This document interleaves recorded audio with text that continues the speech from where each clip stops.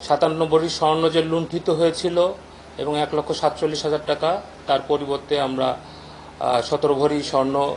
গলিত স্বর্ণ, এটি গলিত স্বর্ণ এবং 6,80,000 টাকা উদ্ধার করতে সক্ষম হই। সানন্দা জুয়েলার্সের প্রোপাইটার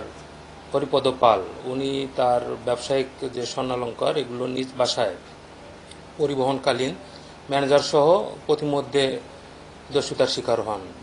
পরবর্তীতে উনি 30 জুন একটি মামলা দায়ের করেন ওয়ারী থানাতে এবং আমরা এটার মাননীয় পুলিশ কমিশনার এবং আমাদের যে ডিসি ওয়ারী স্যারের নেতৃত্বে এবং দিক নির্দেশনা আমরা এটা তদন্ত শুরু করি এবং গোপন তথ্যের ভিত্তিতে গত 6 জুন আমরা ইত্তেফাক মোড় থেকে আন্তজেলা ডাকাত চক্রের 6 জনকে গ্রেপ্তার করি, যার মধ্যে 3 জন পূর্ববর্তী দস্যুতার সাথে সম্পৃক্ত ছিল বলে তারা স্বীকারোক্তি দিয়েছে এবং তাদের তথ্যমতে আমরা পরবর্তীতে যশোর এবং কেরানীগঞ্জ হতে আফজাল নামক এক ব্যক্তিকে ধৃত করি এবং তার তথ্যমতে আমরা তার মিডিয়া তিননাথ পাল এবং তিনি যার কাছে স্বর্ণ বিক্রি করেছিলেন রিপন পাল, তাকে গ্রেপ্তার করতে সক্ষম হই। আসলে এই ঘটনায় আমরা মোট 9 জন ব্যক্তিকে, ডাকাত দলের সদস্যকে গ্রেপ্তার করি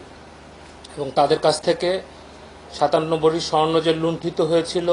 এবং 1,47,000 টাকা, তার পরিবর্তে আমরা 17 ভরি স্বর্ণ, গলিত স্বর্ণ, এটি গলিত স্বর্ণ এবং 6,80,000 টাকা উদ্ধার করতে সক্ষম হয়। এছাড়া ঘটনার সাথে জড়িত ডাকাতি মামলায় ব্যবহারকৃত যে মোবাইল, তারপর ডিবি পরিচয় দিয়েছিল তারা, ডিবি পরিচয়ের কোটি, লাঠি, তারপরে মোটরসাইকেল এবং যে তারা মাইক্রোবাসটি ব্যবহার করেছিল সেগুলো আমরা উদ্ধারে সক্ষম হয়েছি। অ্যাকচুয়ালি আসলে মামলাটা পুরোটাই আমরা তার যে উদ্ধার ঘটনা শনাক্ত করতে সক্ষম হয়েছি।